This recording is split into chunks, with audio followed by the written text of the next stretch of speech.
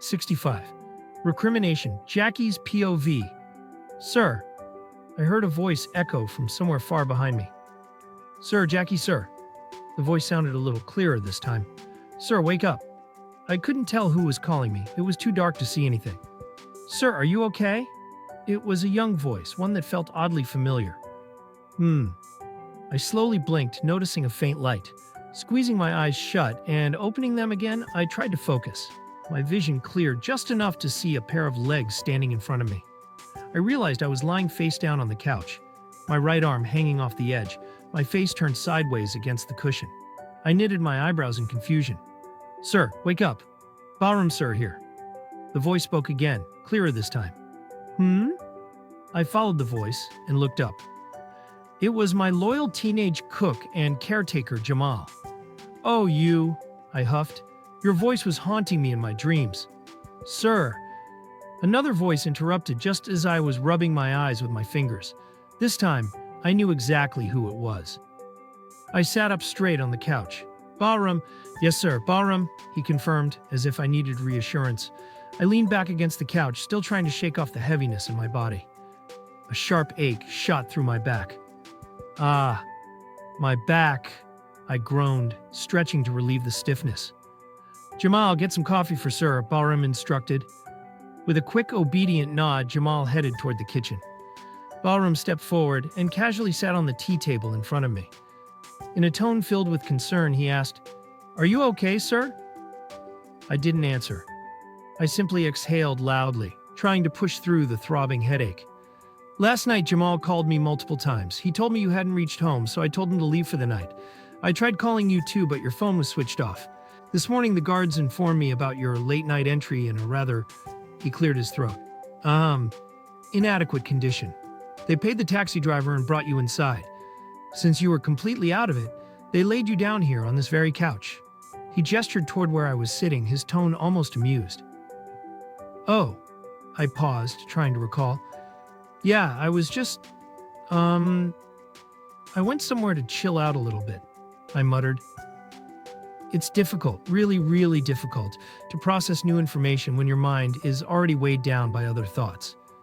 Sir, I'm not saying you shouldn't drink, but consuming alcohol in this quantity isn't healthy. Too much of anything becomes poisonous, Ballroom cautioned. I know, Ballroom. I'm not a drunkard. I sighed, rubbing my forehead. I didn't realize what I was doing last night. I remember getting into the taxi, but after that, I don't know what happened. I only had some beers. You passed out, sir, he stated, making me feel even more embarrassed. I think the beer you ordered was very strong. His voice dripped with sarcasm. Yeah, I had nothing more to say. I can handle pressure. I can face any situation that life throws at me. But this is something I simply don't know how to fight. I want to win, but no matter how hard I try, all my efforts feel like they're slipping through my fingers. For us, especially you, I vaguely heard Ballroom say. Well, what? I tried to focus again. The staff is in panic because of everything that happened at the office last evening. They were talking about it. Tell them to focus on their work, I snapped. They are working, sir. But we can't stop them, or anyone else, from spreading the news. What news? I asked sharply. About you and Lavanya Verma.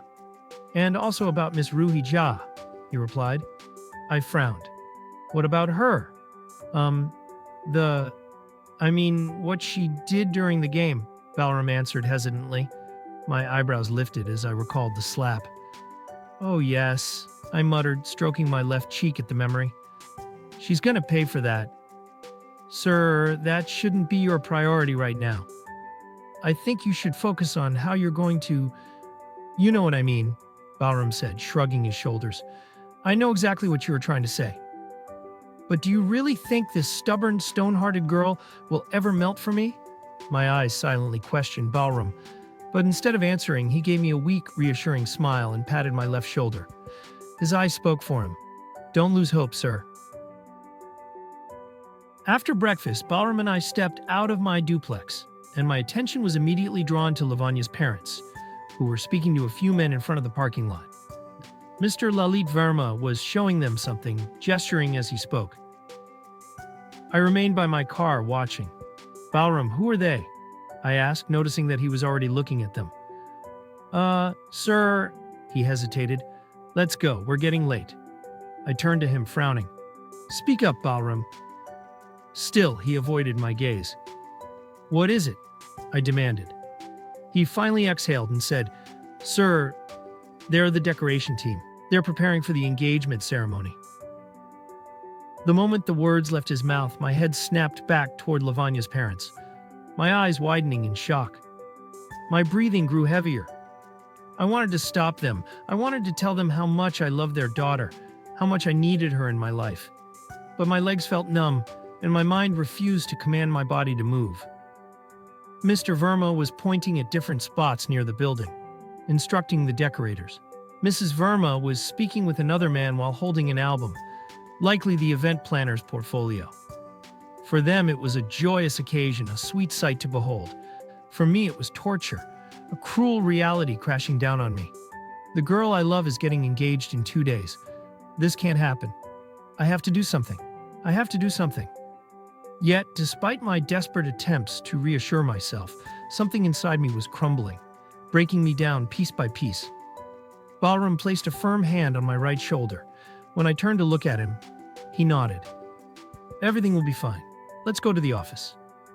For the first time since last evening, I didn't feel uncomfortable sharing my emotions with Balram. Despite my coldness toward him, he never wavered. He understood me more than anyone else ever had. And while I had always been distant, he had continued to show me nothing but warmth. Without a word, I slipped into the passenger seat, letting Balram drive. He knew I wasn't in the right state to be behind the wheel. My vision was clouded by too many thoughts, too many painful images. The drive was silent. Neither of us had anything to say. When we reached the office, we went to our respective spaces, still wordless.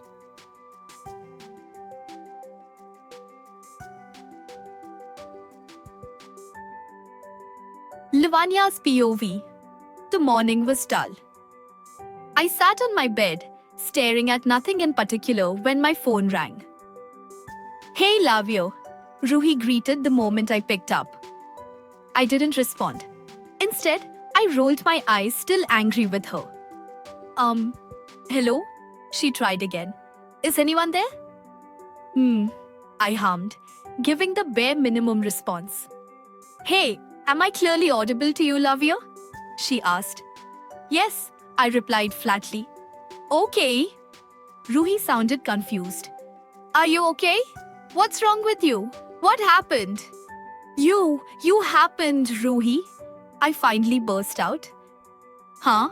What did I do now? She asked. Why did you do that? Do what? She questioned, then suddenly realized. Oh, the slap you mean? Yes, why did you raise your hand? What did you get from it? I asked, irritated. Why is it bothering you so much? He deserved it. In fact, he was asking for it since day one, she stated firmly. That's not justified at all, I argued. Well, I don't care. She shot back without hesitation. Her response only angered me further. This is not the right way to react, Ruhi. If it was a personal grudge, it's up to you how you handle it. But even then, I wouldn't support it. I know you love me and care about me, but that doesn't give you the right to interfere in such a reckless way. I told her, pointing out her mistake. Ouch, that hurts. That really, really hurts, she said, her voice laced with emotion. From the very beginning, you've never tried to see what's happening around you, Lavi. I've been trying to show you the truth about Virat sir's feelings, about your feelings for that American playboy. But you've always ignored it. Do you even realize that the situation you're in right now is because of you? I remained silent, absorbing her words as she continued, her frustration evident. If you weren't so stupid, you could have had whoever you wanted. But because of your idiotic silence and your ridiculous tolerance, you've been fooled over and over again. So now, live with it, she said, her voice breaking slightly. Then, with a sharp bitterness, she added, And by the way, congratulations again on your engagement. Without waiting for my response, she hung up. Ruhi? I whispered, just as the call disconnected. Stupid girl, my conscience scoffed at me. Congratulations. The only person who stood by you through thick and thin, and you managed to hurt her too. My inner voice taunted. You really are great at maintaining relationships. I buried my face in my palms, regretting the way I had spoken to Ruhi. I should have chosen my words more carefully, should have made her understand rather than pushing her away. Instead, I only angered and hurt her. My mind kept drifting back to yesterday's events, the memories flashing like a relentless slideshow. The scattered office. Mr. Dawson's anger. His tears. The shattered mirror. His desperate pleas. His demands. His kisses. No. I shook my head. I shouldn't think about this right now. It's wrong. Desperate to clear my mind, I rushed out of my room and asked Mama to serve me breakfast. After eating, I was getting ready for work when the doorbell rang. My gaze flickered towards the entrance as Daddy went to answer it. There were several unfamiliar men standing outside. I had never seen them before. Mama emerged from the kitchen. Who is it, Lalit? The event management guys. Sudha? Daddy answered, flipping through an album one of them had handed him. What? Event management? Oh, they're already here? I thought you'd be late, Mama said as she approached them. Look, Sudha, this is their portfolio. You choose the theme. I like all of their decor options. They're all good. I can't decide. Daddy chuckled, passing the album to her. I stood frozen, still processing what was happening. They've already started the preparations? The realization hit me like a brick wall. My body went numb. Okay, let me show you the areas where we need decorations. Follow me, Daddy said, leading the event management team downstairs. After glancing at a page in the album, Mama followed them. The back of my knees brushed against the edge of the couch, and I sank onto it, trying to process the whirlwind of emotions running through me. Sometimes, accepting the truth is the hardest thing to do. I know I made this decision, but everything around me is making it impossible to stand by it. It's getting harder and harder to stay strong.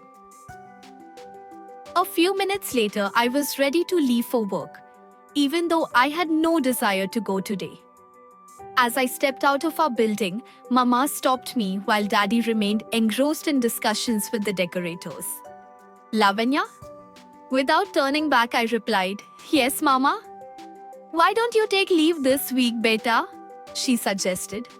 Your engagement is the day after tomorrow. You should rest, go shopping, and book your appointments with the beauticians. Mama, there are still 2 days for all that, I said, gripping my bike's handle. Exactly, only 2 days. So, you won't be going to work from tomorrow, right? She asked, wanting confirmation. We'll go shopping tomorrow then. We'll see about that, I muttered, putting on my helmet and starting the engine. But, what? I faintly heard her voice trailing off as I rode away. I know what you're thinking, Mama, but I don't have anything to say to you right now. After a 20-minute ride, I reached the office and parked my two-wheeler. Mr. Dawson's car was already there. No need to be so scared, Lavanya. You have to face the truth. My inner voice tried to strengthen me. As soon as I entered my cabin, my gaze landed on the mirror wall, and I immediately tensed. The realization of what it had been used for sent a shiver down my spine. Oh, my boss has been using this wall to spy on me. The thought of being constantly watched made me feel uneasy. I don't know if he's watching me right now or not, but it feels like the wall has eyes, staring right at me. I took a deep breath, trying to steady myself when the sudden ring of my cabin phone made me jump. Startled, I grabbed the receiver. Yes, D. Dawson office. How may I help you? By being mine. A calm yet intense voice came through the receiver. My breath hitched. A long silence followed. Neither of us spoke, only listening to each other's breathing. Then suddenly, Virat sir walked into my cabin without knocking. I was still holding the phone when our eyes met. Of course, he had no idea who I was talking to, but seeing me on a call, he hesitated, assuming he had interrupted my work. He bit his tongue and whispered loudly, "Oh, sorry, you're busy." I opened my mouth to respond, but he quickly motioned with his hands, stopping me.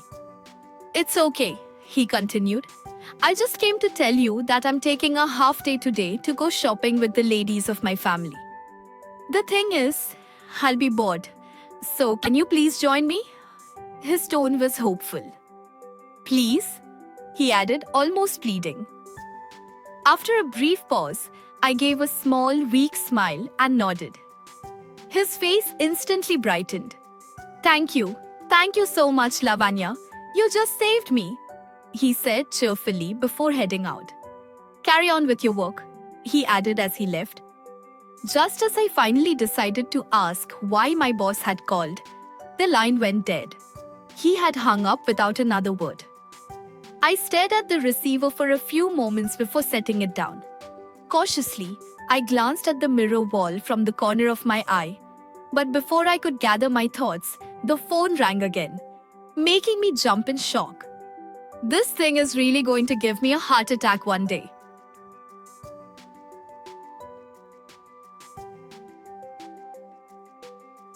Author's POV. Jackie was lounging on one of the couches, his head resting against the backrest, doing nothing but staring blankly at the ceiling. Through the glass wall, he saw Lavanya enter her cabin. She looked unsettled, scared, uncomfortable, different. She kept glancing at the wall, which was natural now that she knew it wasn't just a mirror. That was when Jackie decided to dial her cabin number. She picked up on the first ring, her voice tense and nervous. "Yes, D. Dawson office, how may I help you?" Jackie had an answer ready, the one he wanted her to hear. "By being mine," he said without hesitation. She fell completely silent, expected. He knew her well enough to anticipate her reaction. As he watched her through the glass, waiting for her to say something, the door to her cabin opened. Jackie's expression darkened the moment he saw the man who walked in. Virat Oberoi. Jackie couldn't hear what he was saying. Virat was whispering. "That's odd." Jackie frowned. "Why is he whispering?"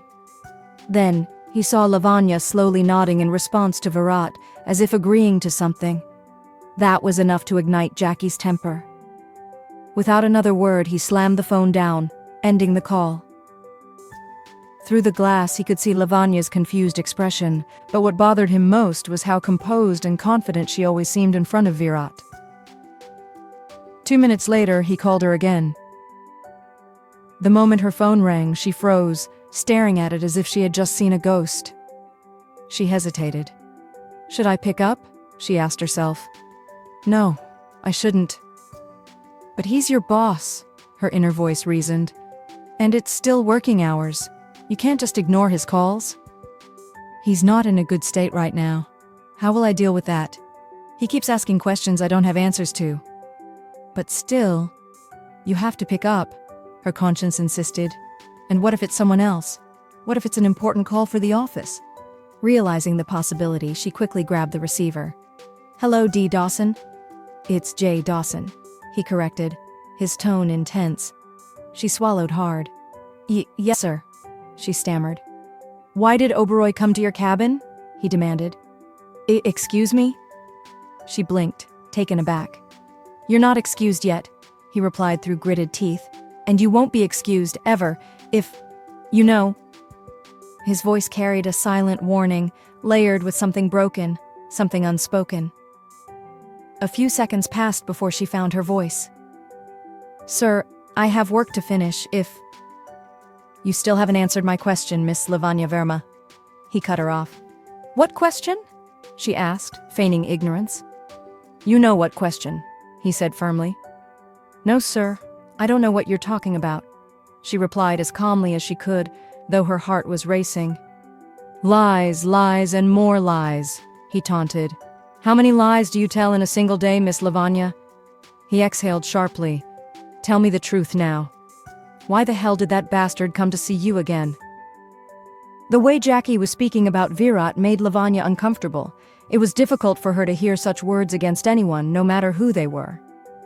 Sir, first of all, please stop calling him that and— Oh, that bothers you, doesn't it? He interrupted, his tone laced with provocation. So much love for him in that tiny little heart of yours, isn't there, Miss Lavanya? He himself had no idea why he was speaking this way to the girl he loved so deeply. Sir, please. The famous love story of jackass Virat and cheater Lavanya, he scoffed. Wow, I must say. An epic tale of an epic couple. May your love last forever. After all, you two are so in love and he makes you so happy. His words cut through her like a blade. You get all the pleasure from him and— Before he could spew more venom, Lavanya slammed the receiver down, ending the call without another word. Jackie was left staring at the phone, his jaw tightening in frustration. Through the glass wall, his eyes remained locked on her, burning with unspoken fury. His heavy breathing betrayed his rage. The entire day, Jackie kept finding ways to take jabs at Lavanya. His behavior didn't go unnoticed. Balram, too, saw how uncomfortable she was, and he didn't approve. Sir? Balram spoke, trying to get his boss's attention while Jackie was watching the final edit of the second ad campaign. Yes, Balram? Do you want to say something? Jackie asked, his gaze still fixed on the wide screen mounted on his office wall. Yes, sir. Go on, Jackie permitted. I don't think this is the right way to impress anyone, Balram said cautiously. Why? Jackie finally glanced at him, his brows furrowing. Because to me, this seems like the best way. I mean, it's guaranteed to bring us success, don't you think? Well, if you really want my honest opinion, sir, then I'll say, this is not the kind of success I believe in. And by hurting people, intentionally or not, we'll only give them more and more reasons to hate us. Jackie frowned, genuinely confused. What? Why would they hate us?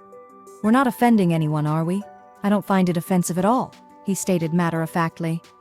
Maybe you don't, Balram replied carefully, but you are hurting sentiments.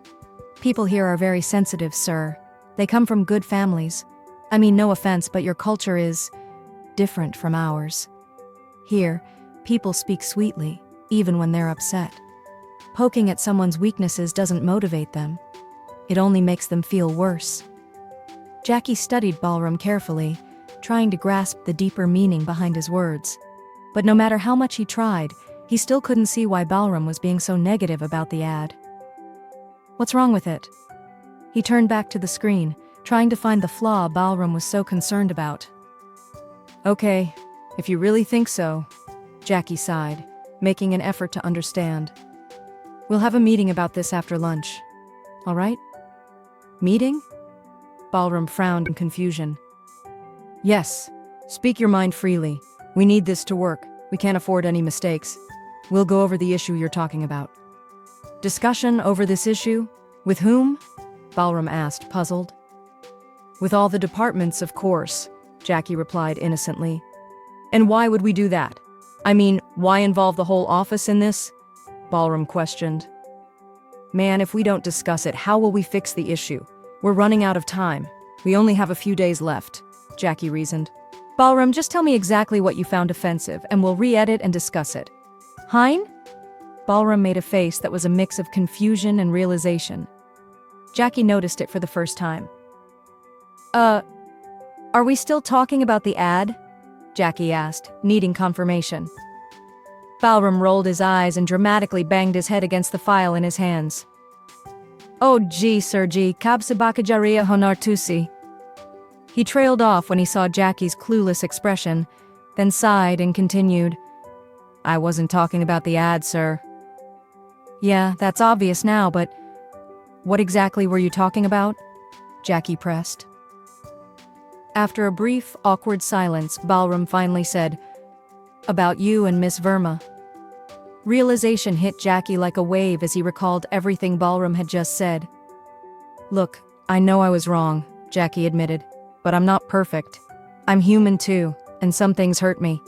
This is just my way of expressing that." "I understand that, sir, but she's a girl, and deep down I know you're a gentleman. You shouldn't be so harsh to someone as sensitive as her. It's not fair to her either, because we don't know what she's going through. Have you even tried to find out why she's marrying Virat Oberoi?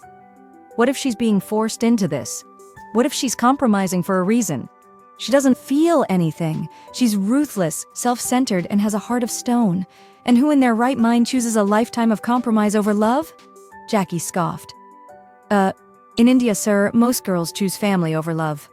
It's very common here," Balram pointed out. "And no, Sir G, I won't agree with you. I've known Lavanya for over a year now. She's one of the most dedicated and understanding people I've ever met. Soft-spoken, sweet, and humble. She can't be selfish. I'm sure she has a valid reason for making such a difficult decision." Jackie fell silent, lost in thought. His mind drifted back to all the good moments he had spent with Lavanya. How sweet she was to him. How she brought him lunch without expecting anything in return.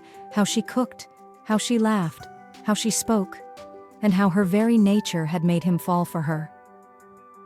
Oh no, Balram is right. She can't be so heartless.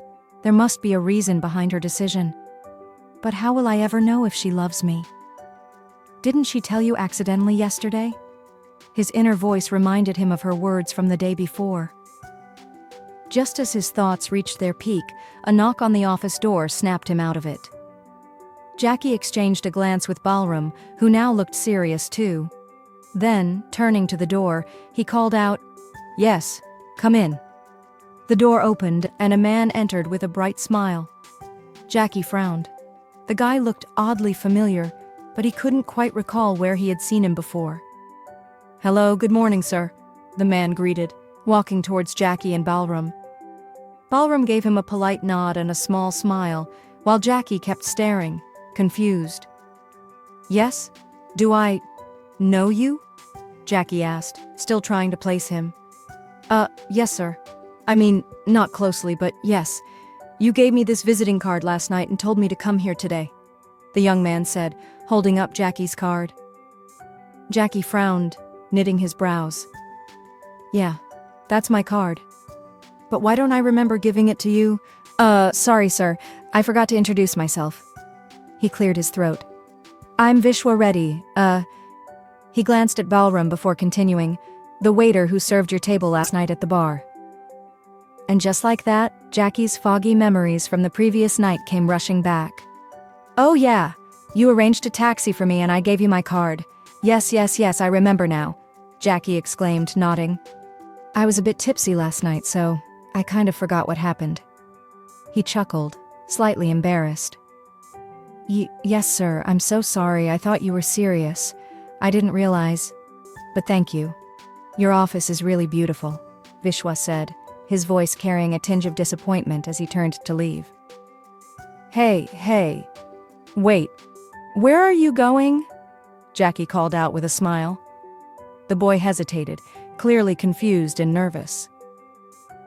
"Sure, I was drunk when I gave you my card," Jackie admitted. "But I wasn't bluffing when I talked to you about your future here at D. Dawson." He paused, glancing at Balram, who was also smiling. "Balram, give this man proper training in each department. He'll be paid as a part-time employee.